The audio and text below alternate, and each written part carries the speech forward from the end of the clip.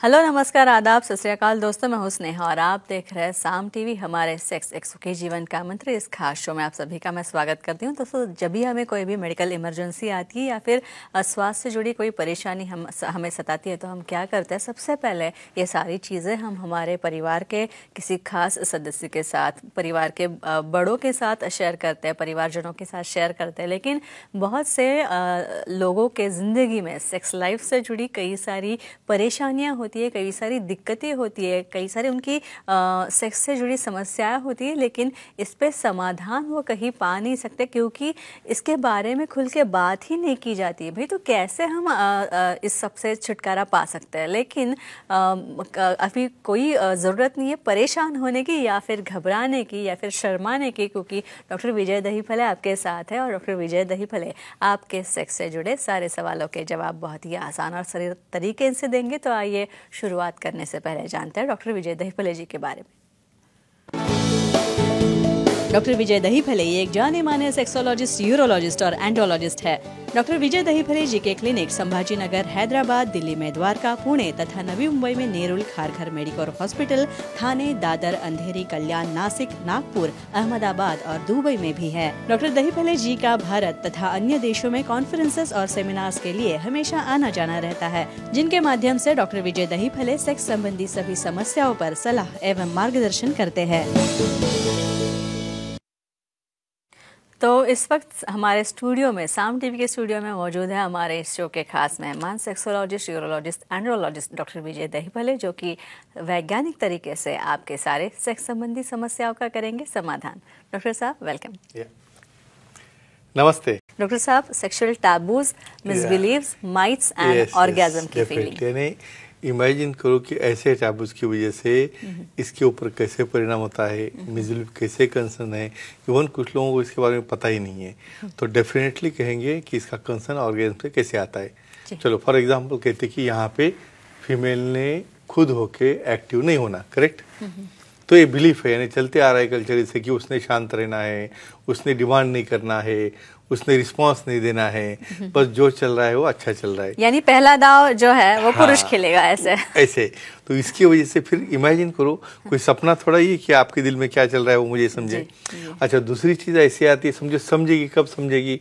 तो बहुत बार आप क्या है, एडिक्टेड रहते हो, यानी आपको कोई इन्फ्लुएंस है अल्कोहल का या कोई और कोई चीज़ों की वजह से आपको कॉन्शियसनेस कम हो गया, तो सामने वाला रिस्पॉन्ड कर रहा है, तो उसका रिस्पॉन्स या जो संकेत है वो ध्यान में ही नहीं आते।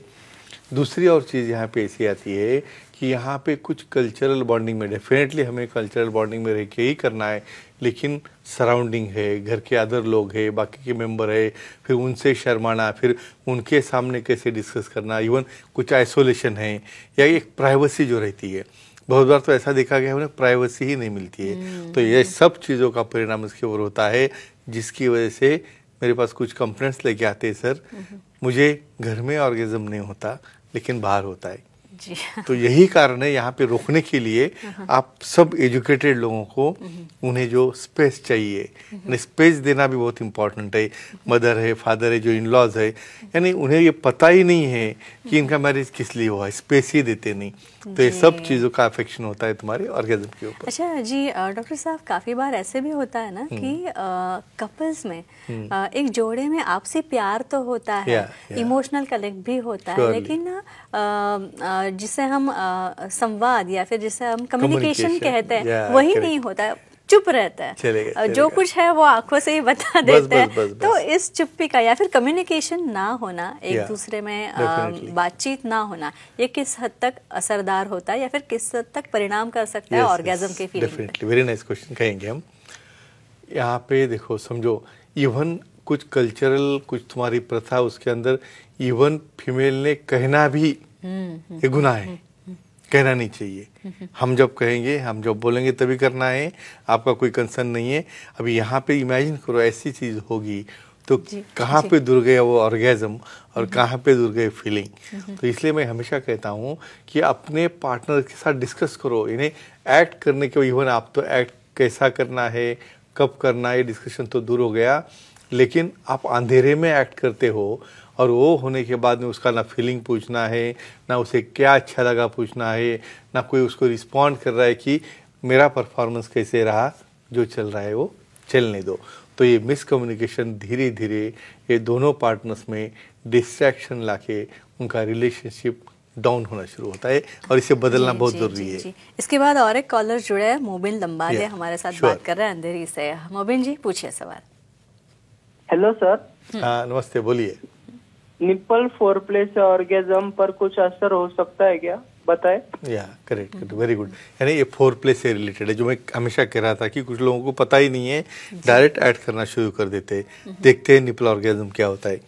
इवन निप्पल स्टिमुलेशन से, फॉर आपकी इन्फॉर्मेशन एक शॉर्ट में आपको बोलता हूँ, फीमेल्स में सटाइटी सेंटर्स यानी अपने ऑर्गन छोड़ के और क्या क्या है वहाँ पे आप कैच करके उनके लिप्स है, ईयर लोबिल्स है, नेजल पार्ट्स है, उनके चीक पार्ट्स है, इवन कॉलर बोन्स है, ब्रेस्ट के आउटर पार्ट्स है, इवन बटक्स पार्ट्स है, क्लैटरल वजाइनल लेबियल रीजन तो हो ही गया, लेकिन नी जॉइंट्स और elbow joints and finger spaces. देखो इतने पार्ट्स यहाँ पे यूरोजिनस जोन रहते हैं, तो यहाँ पे निपल स्टिमुलेशन तो आपको पता ही नहीं है। कुछ फीमेल्स को तो सिर्फ निपल को टिंगलिंग करने से, स्टिमुलेशन करने से या वहाँ पे पिंच करने से ऑर्गेजम क्यों होता है, साइंटिफिकली जो रिस्पॉन्स क्लाइटोरिस से ब्रेन में जाता है वही सेम रिस्पॉन्स निपल के टिप से सेम ब्रेन को जाता है। यानी दोनों का सटाइटी सेंटर एक ही है, तो इतनी बड़ी इन्वॉल्वमेंट रहती है ब्रेस्ट फोरप्ले की या वहाँ पे निपल फोरप्ले की। लेकिन सबसे इम्पॉर्टेंट कंसेंट, यानी फीमेल के लिए ये पार्ट्स बहुत रिस्पेक्टेबल रहते हैं। विदाउट कंसेंट तुम वहाँ पे कुछ भी नहीं कर सकते। ये सबसे इम्पोर्टेंट जी जी काफ़ी महत्वपूर्ण बात कही आपने। लेकिन ये जो काफ़ी बार ऐसे होता है कि हर एक को देखिए भूतकाल, पास्ट जिसे हम कहते हैं, ज़्यादातर जिनकी सेकेंड मैरिजेस होती है ऐसे कपल्स के बारे में ये देखा गया है कि पुराना अनुभव जो होता है सेक्स के बारे में, काफी पुरानी यादें होती है, काफी दुखड़े भी गाए जाते हैं इसके बारे में। लेकिन लोग इतने दुखी होते हैं पास्ट एक्सपीरियंस को लेकर, पास्ट रिलेशनशिप को लेकर, कि प्रेजेंट पार्टनर के साथ आप उतना खुल के बात नहीं कर पाते, तो इसका भी असर होता है। सवाल ही नहीं, तुम ऐसा तो नहीं बोल सकते ना, पहले मेरा ऐसा था और अभी ऐसा है। यानी सवाल ही नहीं है तो बात करने का, लेकिन आपके माइंड में से तो निकलता नहीं ना जी। या कुछ पुरानी यादें ऐसी रहती है कि निकलती नहीं है, क्योंकि brain is a very smart organ, वहाँ पे मेमोरी जमा हो जाती है। लेकिन उसे हमें कैसे चेंज करना, इसका तो काउंसलिंग हमारा रहता है। बहुत बार कुछ उनके अडल्टहुड में कुछ मिसहैप्स यानी कुछ रॉन्ग एक्सपीरियंसेस, हम बहुत बार क्या कहते हैं कि चिल्ड्रन एज में बहुत बार मिसबिहेविंग है या बहुत बार अनवांटेड टच वहाँ पे है और वो भी हाँ, तो उसकी भी मेमोरी माइंड में रहती है और उसका बहुत बैडली परिणाम होता है। इन शॉर्ट कहेंगे हम यहाँ पे इस तरह के जो हैपनिंग्स है, यानी पहले पार्टनर का एक्सपीरियंस है या इवन पहले जो पार्टनर साथ में थे उनके साथ जो यादें जोड़े वाली रहती है वो अभी इसमें मैच नहीं होती। क्लियर कट मुझे कहते हुए मैं पहले से सेटिस्फाइड नहीं थी और अभी भी नहीं हूँ, या पहले मुझे अच्छा लगता था अभी कुछ भी अच्छा नहीं लगता। और बहुत बार बिफोर मैरिज उनके ऊपर कुछ जो असॉल्ट रहते हैं, कुछ ये साइकोलॉजिकल असॉल्ट बहुत बैडली रहते हैं अगेंस्ट द विल के, तो उसकी वजह से उनको इतना डर रहता है कि शादी के बाद मैं कुछ लोगों को देखा है वो सेक्स के लिए तैयार भी नहीं होती और उसके साथ इन्वॉल्व भी नहीं होती। तो इसे सुधारना बहुत ज़रूरी है। डॉक्टर साहब, काफ़ी बार कुछ ट्रॉमाज जो होते हैं उसकी वजह से भी मेल पार्टनर हो या फीमेल पार्टनर हो, उनकी मेंटल हेल्थ जो है मानसिक रूप से वो कुछ बहुत ही डाउन हो जाते हैं, पुअर मेंटल हेल्थ। तो इसका क्या असर हो सकता है ऑर्गेज्म पे? अभी ये रिलेटेड आता है कुछ साइकोलॉजिकल डिसीजेस, यानी ऑब्सेसिव कंपल्सिव डिसऑर्डर्स, ऐसे कुछ और अलग डिसीजेस है, कहेंगे उसके बारे में। समझो अपने पार्टनर को अच्छा नहीं लग रहा है, उसका हीमोग्लोबिन कम है, उसको फीवर आ रहा है, उसको बॉडी एक हो रहा है, साइकोलॉजिकल डिप्रेशन में है और आप वहाँ पे उसको डिमांड कर रहे हो मुझे चाहिए, यानी आपको क्या हो रहा है मुझे कुछ लेना देना नहीं, मुझे करना है।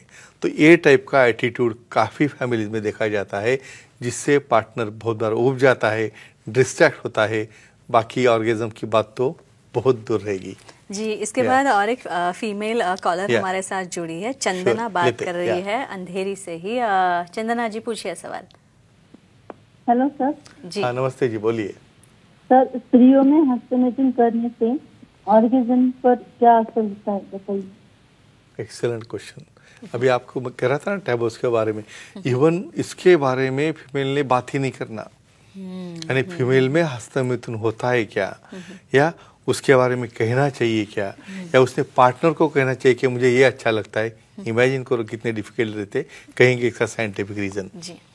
हमेशा देखो अपनी जो बॉडी बनी है ना, अपने कमांड से नहीं चलती है। उसके जो समझो आपके टंग को टेस्ट से आप रोक नहीं सकते, करेक्ट, आंखों में दिखता है उससे स्टॉप नहीं कर सकते। उसी तरह तुम्हारे जो कनेक्शन से क्लाइटोरिस से जुड़े हैं, और नीचे जो जी पॉइंट रहता है वजाना के अंदर 1 इंच अंदर, उससे जुड़े हैं। जब तक दोनों का कॉम्बिनेशन नहीं होगा तब तक कैसे आपको ऑर्गेज़म होगा। तो डेफिनेटली, लेकिन मैं और यहाँ पे हाइजीन के बारे में बात करना चाहता हूँ। वहाँ पे लोकल एरिया अच्छा शेविंग नीट क्लीन रहना चाहिए। अपने फिंगर्स को कोई नेल पेंट, या बहुत बार बड़े वाले काफ़ी लंबे लंबे नेल्स देखता हूँ मैं, वो नेल से लेके आप करोगे तो वहाँ पे वो क्लाइटोरिस डैमेज हो जाएगा, कट्स बढ़ जाएंगे, इन्फेक्शन हो जाएगा। तो ये पूरे नॉर्म्स रख के कुछ लुब्रिकेंट यूज़ करके आप समझो डेफिनेटली करोगे आप, या आपके पार्टनर को कह के, तो डेफिनेटली इससे आपको सैटिस्फैक्शन या ऑर्गेज़म मिलने में बहुत अच्छा फ़ायदा होता है। अच्छा, अपने शरीर की जो है केयर हमें लेनी चाहिए, लेकिन काफ़ी लोगों के बारे में हम ये कह सकते हैं, या फिर देखते होंगे आप भी कि बहुत ही पुअर सेक्सुअल हाइजीन होता है, क्लीनलीनेस नहीं होता है। तो क्या इससे भी असर हो सकता है? Definitely it's a big turn off we can say partner के लिए। नहीं, इसमें होता ऐसा है कि मुझे हीरो चाहिए, मुझे हीरोइन चाहिए, लेकिन ये किस लिए कहना है कि आपको कभी जो विजुअल सेटिस्फैक्शन है, और बहुत बार बाहर से आप इतना क्लीन दिखते हो और आपके प्राइवेट पार्ट देखेंगे तो वहाँ पे इन्फेक्शन है, वहाँ पे पिगमेंटेशन है, वहाँ पे आपको इचिंग हो रही है, आपने शेविंग नहीं किया, इवन देखने के बाद ही कुछ प्रकार के स्मेल आ रहे हैं वहाँ से, और इसकी वजह से उनका मन निकल जाता है। और ये कैसे इम्पैक्ट करता है कहेंगे हम। फ्रेंड्स, यहाँ पे मैं हमेशा जो कहता हूँ कि सेक्स एजुकेशन, अवेयरनेस और सेफ्टी क्यों इंपॉर्टेंट है। कुछ पार्टनर्स को मैं पूछता हूँ, भाई आपने ऐसा क्यों रखा है, क्लीन नहीं, कुछ नहीं, हमारे इसमें या हमारे समाज में ऐसा नहीं करते। इमेजिन करो अभी क्या करेंगे इसके लिए। यानी कोई ऐसा बोलेगा कि हमारे समाज में ब्रश नहीं करते, कह नहीं सकते ना ऐसा। तो उस तरह इतना नॉर्मली इसे लेना है, दोनों भी रोबस्ट रहना चाहिए, दोनों भी एक्टिव रहना चाहिए। वहाँ पे क्लीनिंग है, शेविंग है, इतने तरह के एक एक्साइट होने के लिए जो हम कहते हैं कि एफ्रोडिजियाक, यानी कुछ स्मेल से रहते हैं, स्प्रे है, ये सब रहना इसलिए ज़रूरी है कि विजुअल इम्पैक्ट, यानी आपके अच्छे दिखने से भी आपको एक्साइटेशन, इन्वॉल्वमेंट, और इसी का फ़ायदा ऑर्गेज़म में भी होता है। अच्छा डॉक्टर साहब, अब के ज़माने में ना हर किसी की ज़िंदगी आगे भाग रही है, बहुत भागदौड़ है, बहुत बिजीनेस है। हम यूँ कहें कि हम घड़ी के आंकड़ों पे, घड़ी पे, कांटों पे चलते हैं। तो स्ट्रेसफुल लाइफ होना और ऑर्गेज़म, कैसे इन दोनों का संबंध हम बता सकते हैं? और ये सुखी जीवन का मंत्र जो बनाया है ना, इसलिए तो बनाया है इन्हें, आपको खुद की जिंदगी की डेफिनेशन ही समझे नहीं है कि यहाँ पे आप किस लिए आए हो। एक काम आपके लिए बना है या आप काम के लिए बने हो, ये जब तक आप डिफरेंशिएट नहीं करोगे, यानी इन वन लाइन आपका खुद का पर्सनल लाइफ, आपका बिजनेस, आपके रिलेशंस और आपका जो निजी जीवन, ये सब सेपरेट रखने की आप में उतनी ताकत होनी चाहिए। इन शॉर्ट कहते हैं, यहाँ पे पैदा हुए यही सबसे बड़ा स्ट्रेस है, और तुम ऊपर जाने के बाद ही सेटल होने वाले हो। वो दोनों के बीच में आपको जीना है।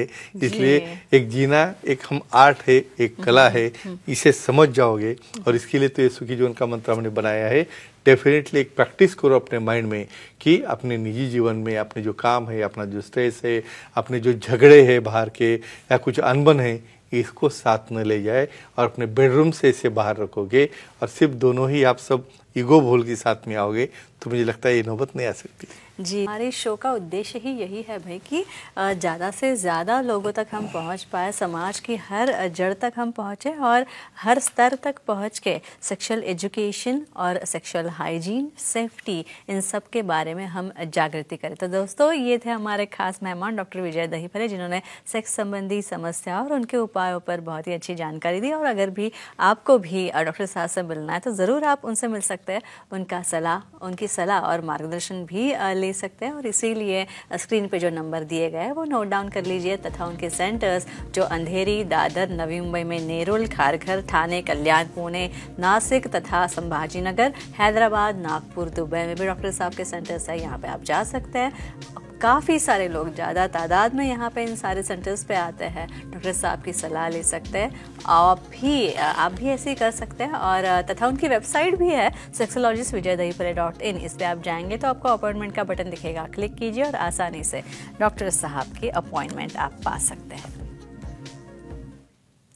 तो डॉक्टर साहब बहुत ही अच्छा सेशन था ये, बहुत ही अच्छी चर्चा हुई और सबसे महत्वपूर्ण बात हमारे सारे दर्शकों के सवाल जो हैं वो काफ़ी अच्छी तरीके से आए और बाकी हमारे ईमेल्स और फेसबुक पे तो कमेंट्स में भी काफ़ी सारे टॉपिक्स सजेस्ट करते हैं हमारे दर्शक। आप यहाँ पे आए इसलिए आपका बहुत बहुत शुक्रिया, धन्यवाद। तो अब यहीं पर रुकते हैं। नमस्ते, गुड नाइट, शब्बा खैर, शुभ रात्रि।